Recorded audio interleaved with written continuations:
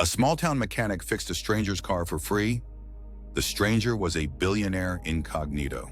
That's what the locals would later say about the day that changed everything in Mapleton. Though on that rain-soaked Tuesday in October, Jack Wheeler was just trying to make it through another day without the bank calling. The rain drummed against the corrugated metal roof of Wheeler's auto, the only garage for 20 miles in any direction. Jack wiped grease-stained hands on a rag that had long ago forgotten what clean felt like, much like Jack himself. At 43, his shoulders carried the weight of more than just engines and transmissions. 3 months behind on the mortgage. 6 weeks since Ellie had packed her things, saying she couldn't watch him drown himself trying to save everyone else. And just yesterday, his daughter Penny's college rejection letter, because they couldn't offer enough financial aid. The tow truck pulled in around dusk, hauling a silver Audi that had seen better days. Through the rain-streaked windows, Jack could make out a figure hunched in the passenger seat of Al's tow truck. Not a local, that much was certain. Found him about 7 miles out on Route 16, Al said, climbing down from the cab. Engines shot to hell. Something about hitting a pothole and then smoke everywhere. The stranger emerged from the truck with nothing but a worn canvas bag slung over his shoulder. No umbrella, no raincoat, just a simple gray sweater and jeans that looked oddly plain yet somehow expensive. Rain plastered his dark hair to his forehead as he approached, hand extended. Michael Harding, he said. His handshake was firm but not overbearing. His eyes, though, they carried something Jack recognized. Exhaustion. The bone-deep kind that sleep doesn't fix. Jack nodded toward the Audi. Nice car. Just a car, Michael replied, and something in his voice made Jack look at him more carefully. The diagnostic took 30 minutes. The news wasn't good. Cracked engine block, damaged oil pan, and what looked like months of neglected maintenance. $3,000 minimum, Jack said, bracing for the typical reaction. Anger, bargaining, or the flash of a platinum credit card that signaled money wasn't an issue. Parts alone will run close to $2,000, and that's if I can get them quickly. Michael stared at the car, his expression unreadable. How long will it take? 4 days, maybe 5. There's a motel about... I know about the Pinewood, Michael said, surprising Jack. I've heard of it. He rubbed his eyes, shoulders slumping. Look, I'm in a situation. I need to get to Chicago, but I also need to lay low for a bit. Is there any way... Jack waited for the rest, for the haggling to begin. Never mind, Michael said. Just do what you can. I'll figure something out about payment. Something in those last words snagged on Jack's conscience. He'd heard that tone before, in his own voice, talking to Penny's college financial aid office. The diner across the street had already turned on its neon open sign, the red glow pulsing through the rain. You hungry? Jack found himself asking. Margie makes a decent meatloaf on Tuesdays. Michael looked up, surprise flickering across his face. Don't want to impose. It's just dinner, Jack said, grabbing his jacket. And maybe you can tell me why a man in expensive shoes is driving a neglected Audi through the back roads of nowhere. The diner was nearly empty, just old Pete nursing his eternal coffee, and the Gonzalez twins in their booth by the window, textbooks spread out between plates of fries. Margie raised an eyebrow at Jack's company, but said nothing as she poured 2 coffees. So, Jack said after they'd ordered, Chicago. Michael's fingers drummed on the tabletop. Family business. Must be important, taking the scenic route in weather like this. A smile, thin and worn. The scenic route wasn't exactly planned. Neither was the breakdown. The food arrived, and Jack noticed how Michael closed his eyes briefly at the first bite, like someone savoring a memory. Been a while since you've had diner meatloaf? Jack asked. Been a while since I've had a meal that wasn't for show, Michael replied, then seemed to catch himself. Sorry, that probably sounds ridiculous. Jack shrugged. Everyone's got their troubles. The silence that followed wasn't uncomfortable.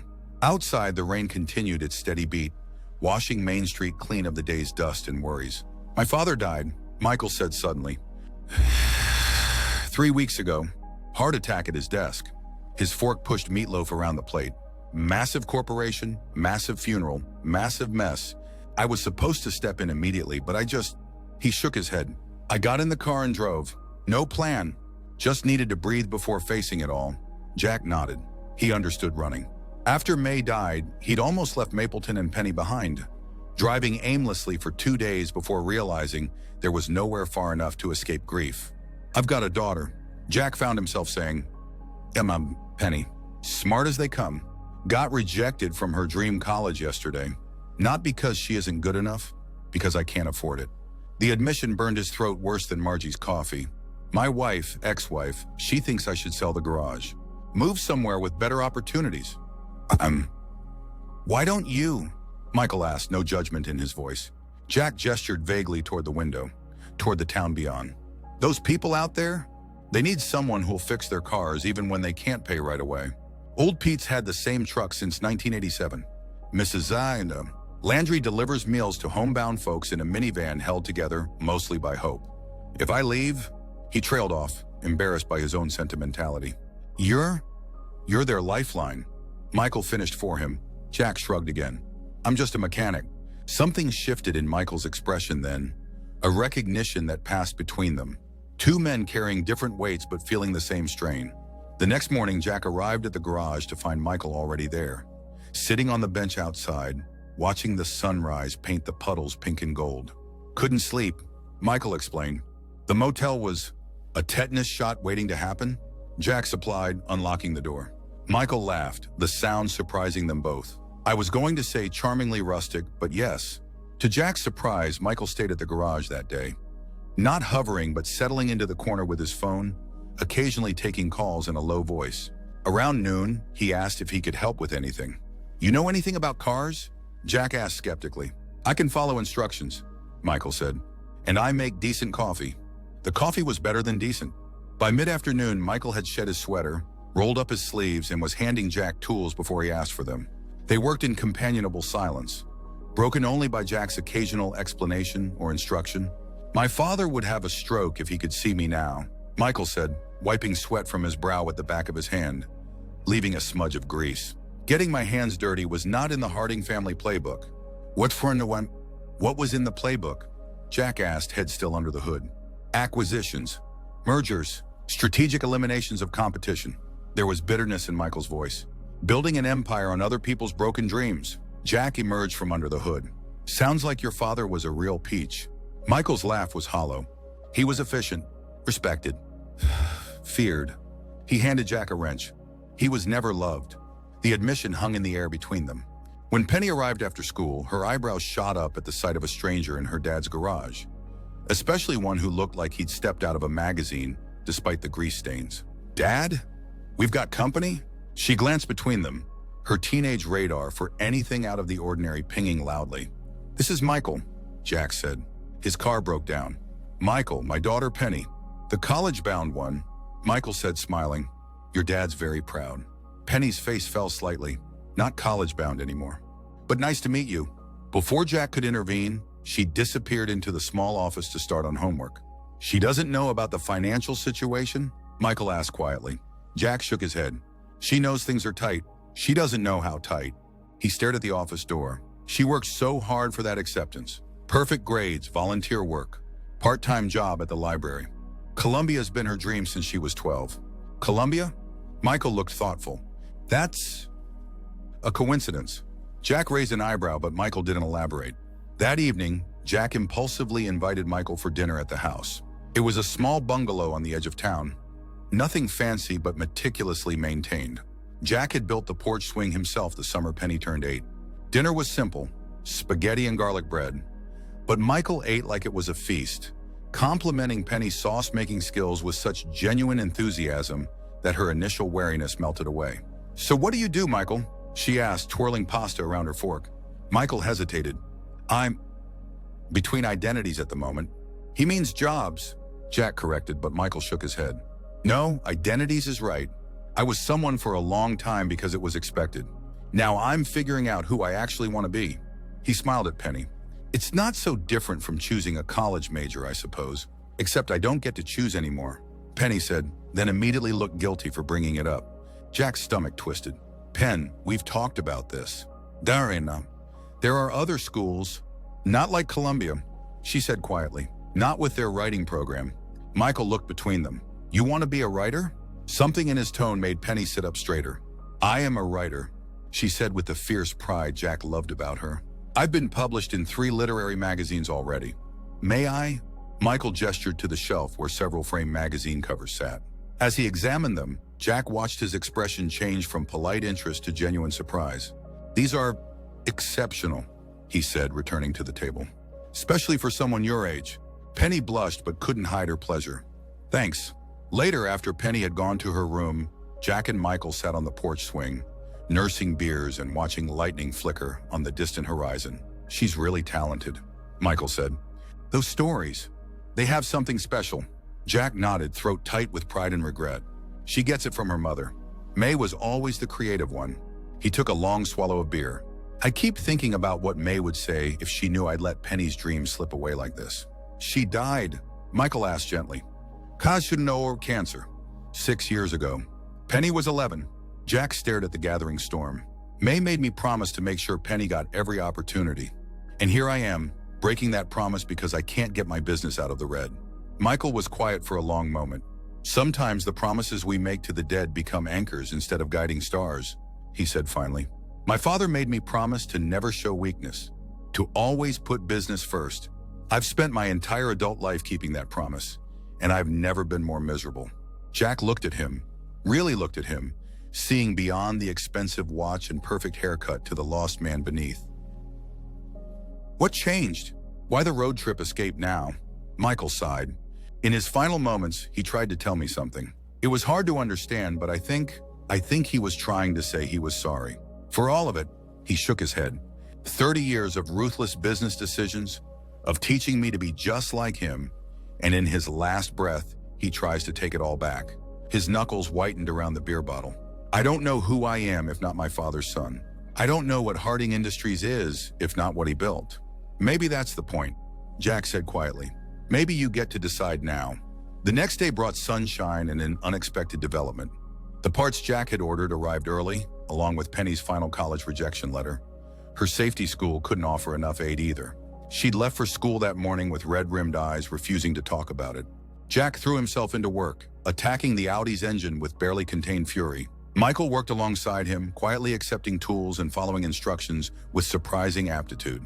Around midday, Michael disappeared for an hour, returning with sandwiches from the diner and a strange energy about him. "I made some calls," he said, handing Jack a wrapped sandwich. "About Penny's situation?" Jack stiffened. "That's not your concern." "I know," Michael said quickly, "but I have a connection. At Columbia, an old roommate who works in the financial aid office now." Jack's hand stilled on the wrench. "Michael, just hear me out. They have a special scholarship fund for exceptional circumstances. It's not widely advertised. My friend says Penny's work might qualify her, especially given your community service." "Community service?" Jack repeated skeptically. Michael gestured around the garage. "Keeping a small town running at the expense of your own financial stability? That counts." He hesitated. "They would need her to submit a new essay specifically for this scholarship. And there would be an interview. But it's a real chance, Jack." Hope, dangerous, fragile hope, flickered in Jack's chest. "Why would you do this?" Michael looked away. "Maybe I'm trying to figure out who I want to be."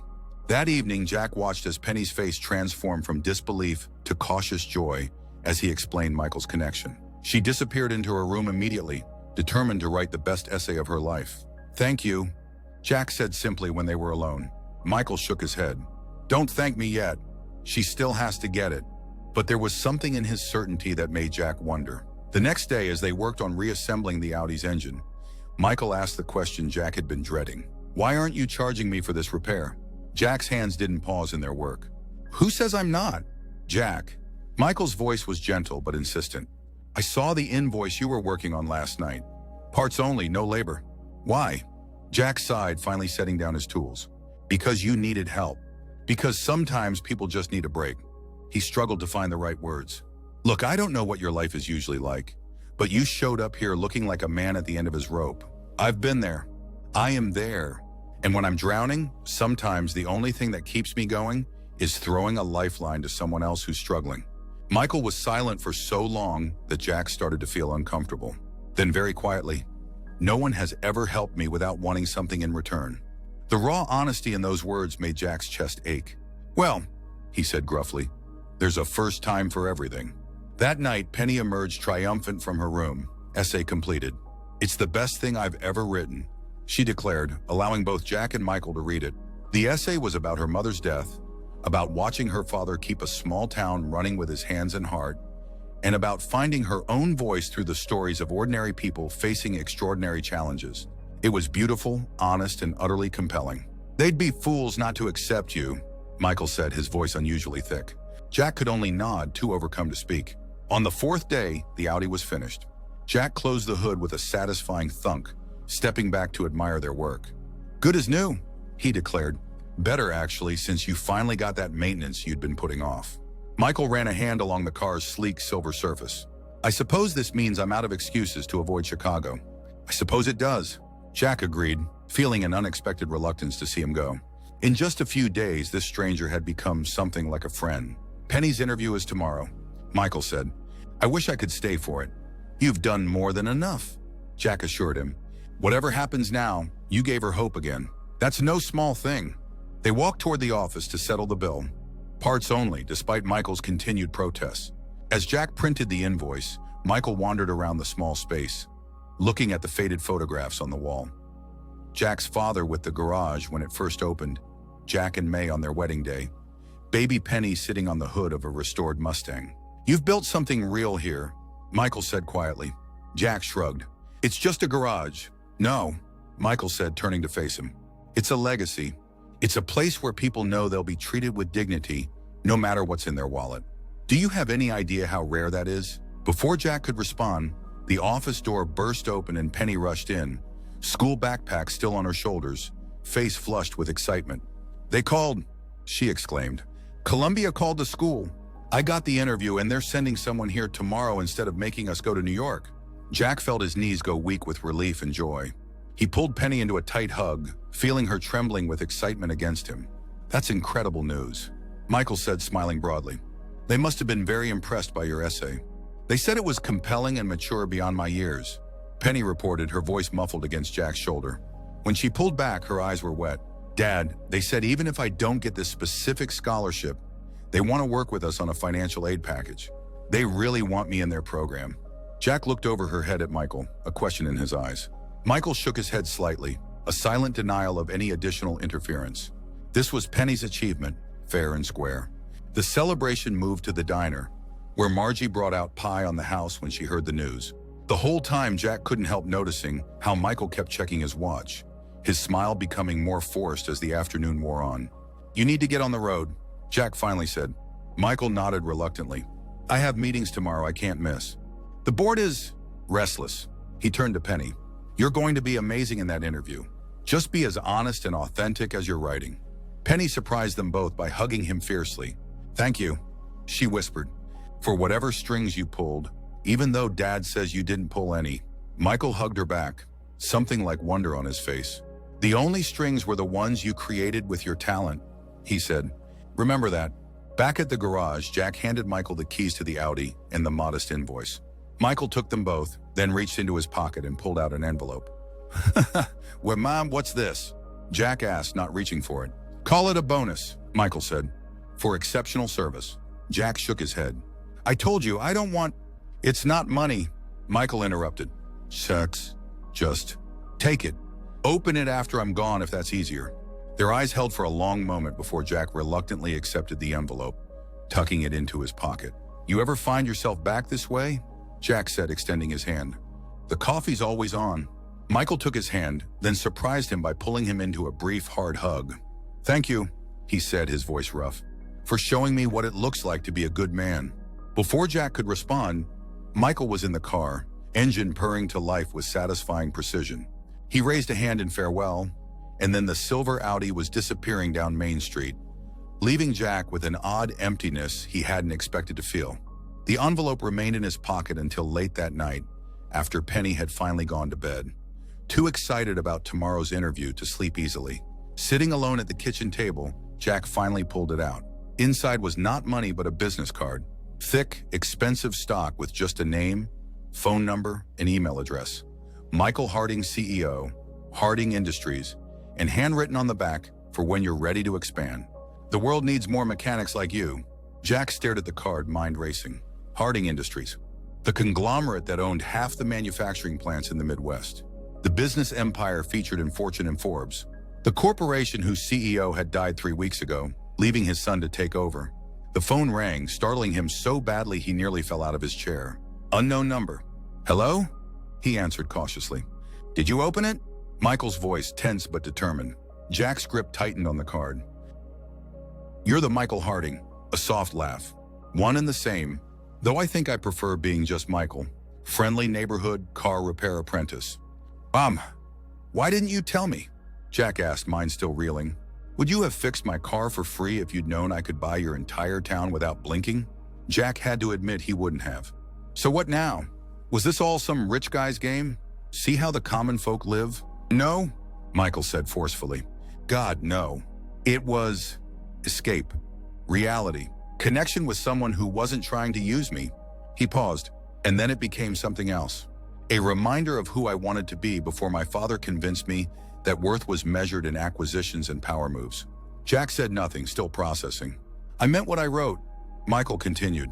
I want to help you expand, not as charity, as investment. Wheeler's Auto could become a chain of service centers that prioritize people over profit margins. The anti-corporate garage, if you will. You'd maintain control, set the ethical standards. My company would provide capital and infrastructure support. Why would you do that? Jack asked, genuinely baffled. It makes no business sense, because I spent 4 days watching what happens when someone builds a business on kindness instead of cutthroat competition, Michael replied simply, and I realized that's the kind of legacy I want to create. Jack stared at the card in his hand, possibilities spinning through his mind. A bigger garage, maybe a training program for local kids, being able to pay his mortgage, sending Penny to college without scholarships. I don't need an answer tonight, Michael said into the silence. Or even this month. Just keep the card. Think about it. He paused. And regardless of your decision, Penny's scholarship situation is completely separate. That was never contingent on anything. Thank you, Jack said finally, for being honest. Eventually, Michael laughed. Well, we all have our journeys.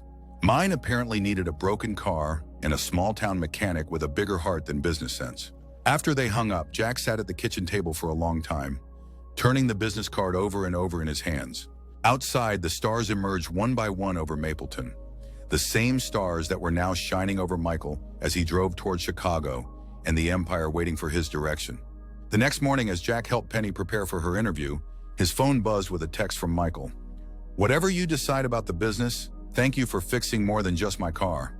Some repairs leave no visible marks but change everything. Jack smiled, slipping the phone back into his pocket as Penny emerged in her carefully chosen outfit. Nervousness and determination radiating from her in equal measure. Ready? He asked, seeing May's spirit shining in their daughter's eyes. Ready? She confirmed, straightening her shoulders. As they walked out to the truck, Jack felt something shift inside him, a loosening of a burden he'd carried for too long. His garage might be small, his bank account smaller, but he'd helped someone find their way back to themselves.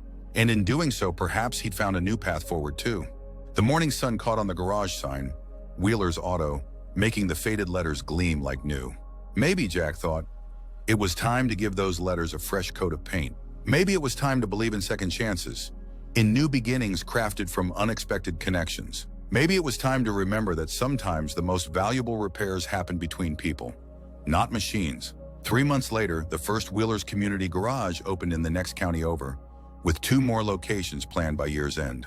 Jack split his time between the original shop and the new ones, training mechanics who shared his philosophy of people first, profit second.